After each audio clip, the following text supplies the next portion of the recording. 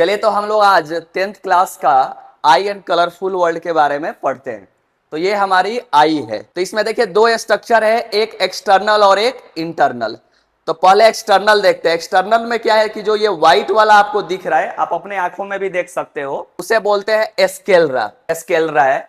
और एस्केलरा के बाद ये दिख रहा है आपको इसमें, इस आंखों में ब्लू कलर का, वो होता है आइरिस। और जो इसके अंदर देख रहे हो वो होता है प्यूपिल। याद रखिएगा कि जो प्यूपिल होता है वो सभी का ब्लैक होता है। प्यूपिल चेंज नहीं हो सकता है, लेकिन आइरिस चेंज हो जाता है। और कलर ऑफ आई जो होता है वो आइरिस के ऊपर डिपेंड करता है। अगर किसी का आइरिस ब्लैक तो उसकी आंखें ब्लैक, अगर किसी का आइरिस ब्लू तो उसकी आंखें ब्लू। समझ में आया आप लोगों को? आगे देखते हैं थोड़ा सा इससे। ये हमारा बाहर वाला स्ट्रक्चर हो गया। ये अंदर का स्ट्रक्चर है इंटरनल। इसमें सबसे पहले हमें पढ़ना है कॉर्निया के बारे में। अब कॉर्निया के बारे में समझिए कि लाइट जो होती है हमारे आंखों में एंटर करती है किसके थ्रू? कॉर्निया के थ्रू। तो लेकिन गजब की बात यह है कि कॉर्निया हमें दिखता ही नहीं। अगर आप ऐसे देखोगे ना तो कॉर्निया दिखेगा ही नहीं। तो कॉर्निया होता क्या है, चीजों को समझिए। जैसे आपने मोबाइल देखा होगा, तो मोबाइल में क्या होता है, मोबाइल के ऊपर एक स्क्रीन गार्ड लगाते हैं जो उसके स्क्रीन को प्रोटेक्ट करता है। उसी प्रकार गॉड ने, भगवान ने बाई नेचर किया हुआ है कि आंखों के ऊपर एक मेम्ब्रेन लगाया हुआ है जो कॉर्निया होता है, जो ट्रांसपेरेंट होता है, जो हमारे आई को क्या करता है, प्रोटेक्ट करता है। मतलब कि जैसे ये मोबाइल हो गया, तो मोबाइल में ऊपर स्क्रीन गार्ड लगाया गया है, तो हमारी आंखें हैं तो आंखों के ऊपर भी एक स्क्रीन गार्ड ऐसे लगा दिया गया है जो कॉर्निया होती है, जिससे लाइट एंटर करती है। तो ध्यान दीजिएगा कि लाइट जो एंटर की किससे? कॉर्निया से। और कॉर्निया से एंटर करने के बाद प्यूपिल में जाती है। प्यूपिल को जो कंट्रोल करता है उसे आइरिस बोलते हैं। अब ये कंट्रोल कैसे करेगा, ध्यान दीजिएगा।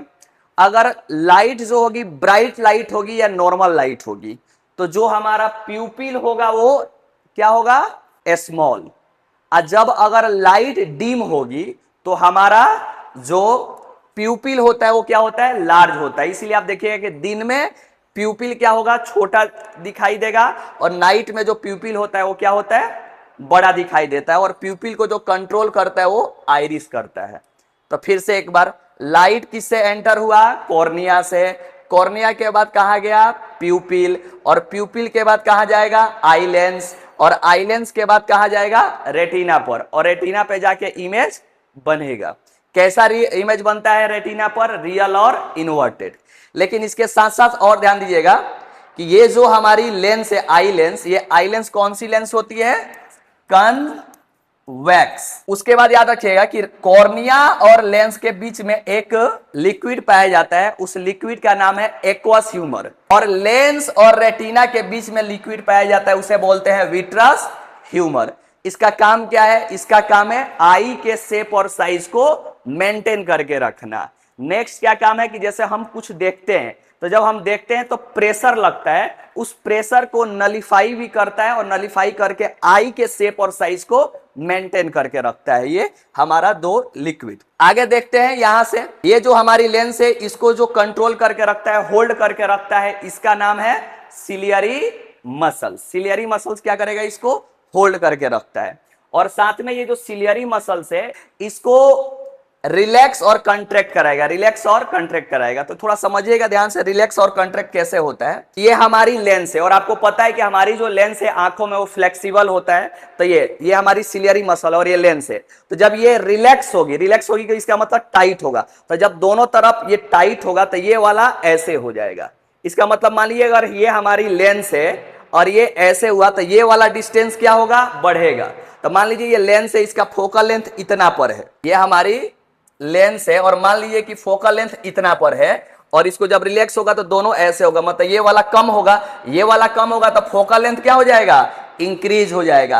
और जब फोकल लेंथ इंक्रीज हो गया तो आपको पता है P = 1/f, मतलब फोकल लेंथ इंक्रीज होगा तो पावर डिक्रीज हो जाएगा।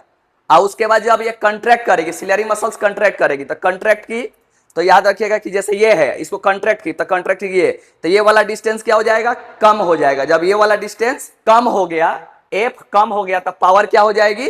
ज्यादा हो जाएगी। और याद रखना दूसरी चीज है कि हमें ये दिखता कैसे है। तो एक याद रखना आप ट्रिक, आरडी। आरडी का मतलब क्या होता है कि जो सिलियरी मसल जब रिलैक्स होगी तो हम दूर की चीजों को देखेंगे, तो दूर की, अगर हमें बहुत दूर की चीजों को देखना है तो सिलियरी मसल रिलैक्स, हम बहुत दूर की चीजों को देख लिए। पास की चीजों को देखेंगे तो सिलियरी मसल क्या हो जाएगी, कंट्रैक्ट करेगी। अब इसका फंडा देखते हैं कि ये होता कैसे है।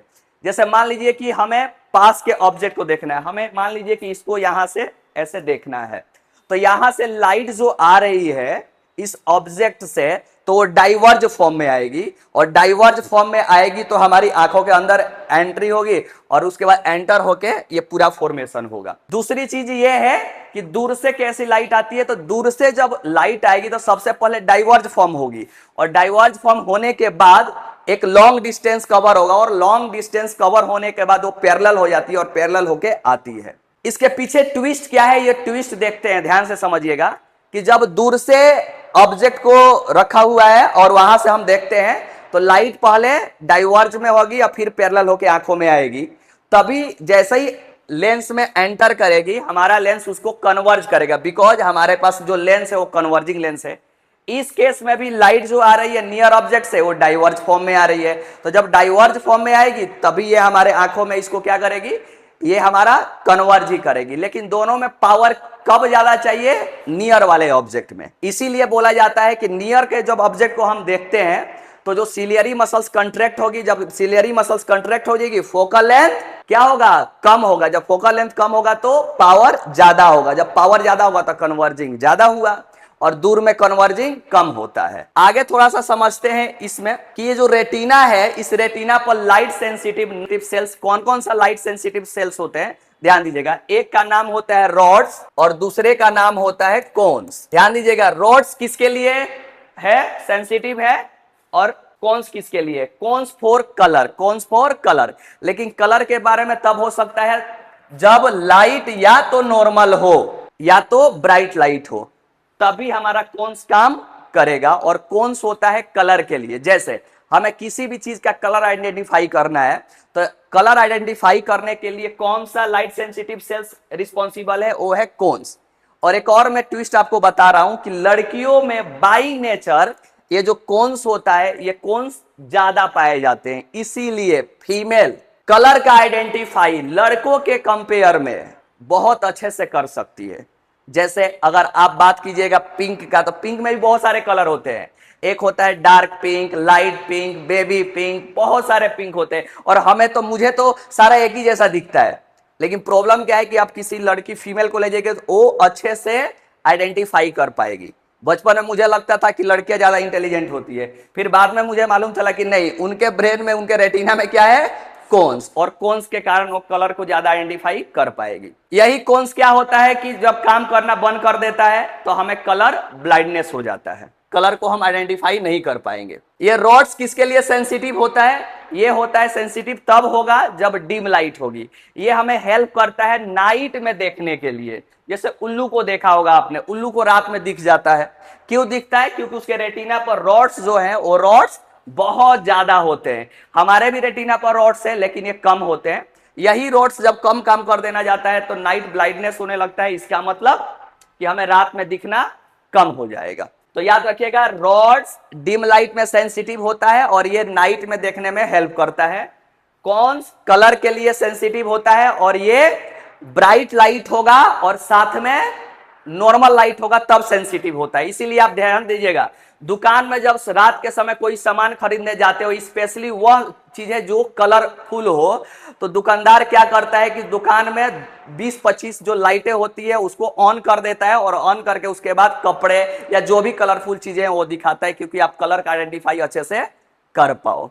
साथ में रेटिना पर एक पॉइंट पाया जाता है जहां पे कोई भी लाइट सेंसिटिव सेल, मतलब रॉड्स और कोन्स पाए ही नहीं जाएंगे, उसको बोलते हैं ब्लाइंड स्पॉट। क्या बोलते हैं, ब्लाइंड और स्पॉट्स। तो ये पूरा हमारे पास है, और साथ में इसका यहाँ पे पीडीएफ भी है, आप लोग देख सकते हो, इसको पढ़ लेना एक बार। ये द ह्यूमन आई का ये पूरा है, आप इसे राइट डाउन भी कर सकते हो। नेक्स्ट ये है, एक पॉइंट इसमें समझिएगा, परसिस्टेंस ऑफ विजन क्या होता है। जैसे मान लीजिए किसी चीज को हमने देखा और देखने के बाद आंखें बंद कर देंगे, तभी हमें लगता है कि वो चीज है, दिखाई दे रहा है हमें। उसका जो टाइमिंग होता है 1/16 सेकेंड होता है। उसके बाद थोड़ा सा इसमें ये हमारे पर परसिस्टेंस ऑफ विजन होता है। थोड़ा एक पॉइंट और इसमें देख लेते हैं, पावर ऑफ एकोमेंडेशन क्या होता है।